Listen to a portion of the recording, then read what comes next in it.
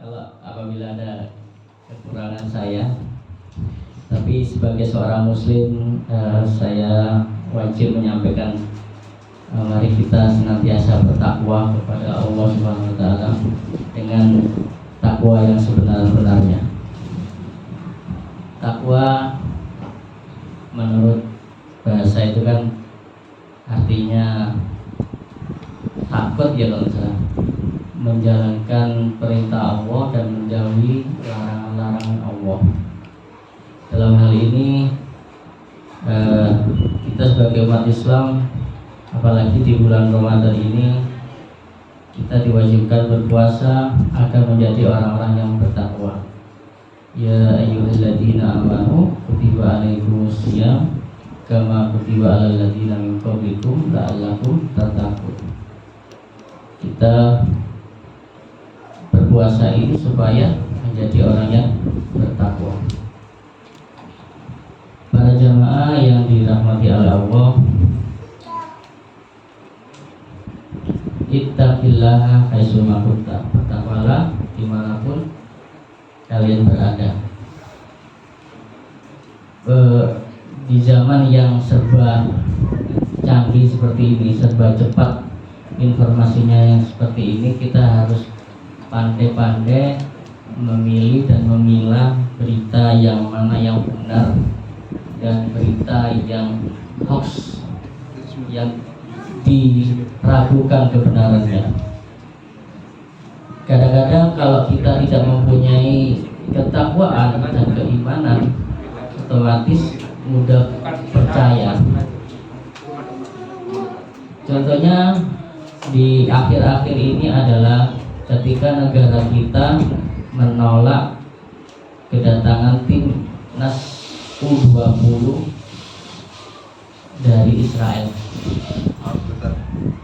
Ada yang punya mobil VKG 9642? Di kita nggak ada? Nggak ada.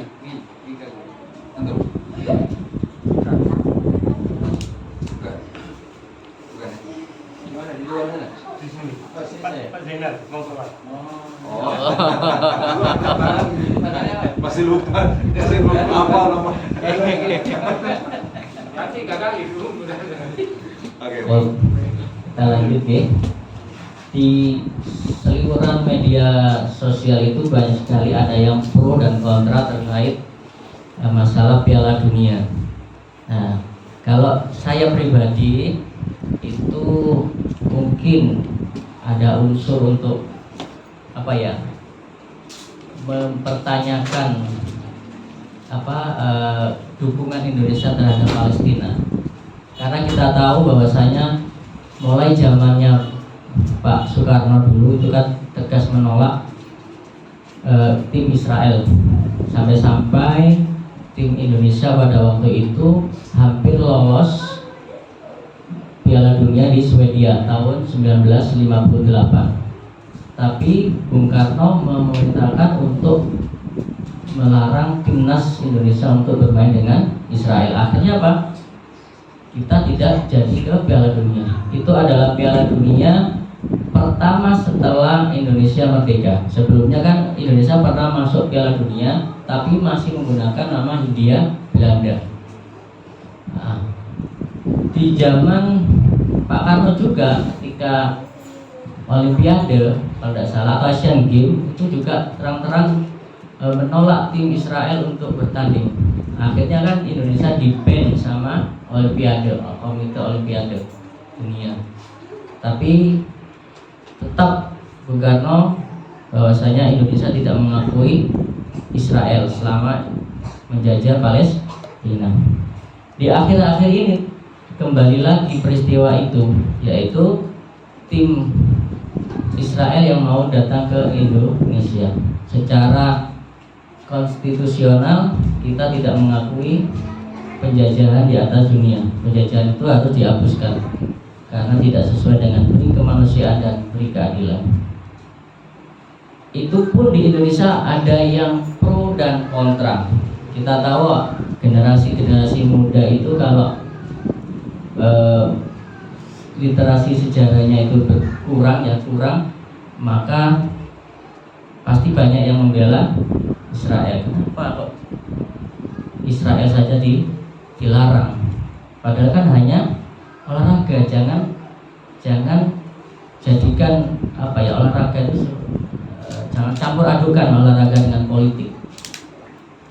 Tapi tetap saja itu adalah ibaratnya standar ganda daripada FIFA. Rusia saja di-ban tidak boleh ikut Piala Dunia Qatar tahun 2022 yang lalu hanya karena menyerang Ukraina. Itu pun belum sampai lama. Nah, Israel ini mulai tahun berapa?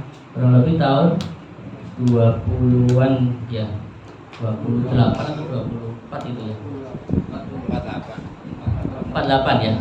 Ya, sampai sekarang tidak ada damainya. Terakhir penyerangan di Masjidil Aqsa, ada yang memakan korban, ada yang luka-luka. Tapi anehnya lagi, orang-orang Indonesia itu ada yang diundang oleh pemerintah Israel sebagai buzzer atau influencer. Mereka itu diundang, dibiayai, tiket pesawatnya dibiayai, kelas VIP. Untuk apa? Untuk tweet atau membuat berita yang baik-baik saja tentang Israel. Kita tahu artis-artis itu seperti kemarin itu ya, ada artis dari Indonesia itu juga datang ke Israel. Terus ada yang dari Amerika itu kemarin dibiayai oleh pemerintah Israel gratis. Untuk apa? Untuk memberitakan kondisi Israel itu damai, tidak ada masalah. Di Gaza juga tidak ada masalah. Tetapi kenyataannya kemarin saya lihat di berita sampai hari ini juga memberitakan bahwasanya masih terjadi penyerangan terhadap Masjidil Aqsa. Kembali lagi kepada ketakwaan. Bapak-bapak, ibu-ibu yang dirahmati oleh Allah, kita tahu sebagai orang tua kita punya tugas yang sangat berat di era modern ini. Anak-anak kita itu dengan mudah mengakses berita melalui gadget atau handphone yang dipegang anak-anak. Kita tahu, saya sendiri mengalami bahwasanya anak-anak di sekolah itu kalaupun kita tidak memperketat penggunaan HP, itu mereka sangat mudah mengakses situs-situs dewasa. Anak sekolah dasar saja itu sudah bisa mengakses situs-situs dewasa. Karena apa? Karena kebebasan dalam mengakses internet ya. Makanya di kelas saya, kelasnya Arham ini juga saya perketat penggunaan handphone. Karena apa? Karena mudah sekali anak-anak itu menyalahgunakan HP tidak dengan benar. Oleh sebab itu kita sebagai orang tua juga harus membentengi keimanan pada diri anak-anak kita agar tidak tergerus dengan zaman yang tidak menentu seperti ini.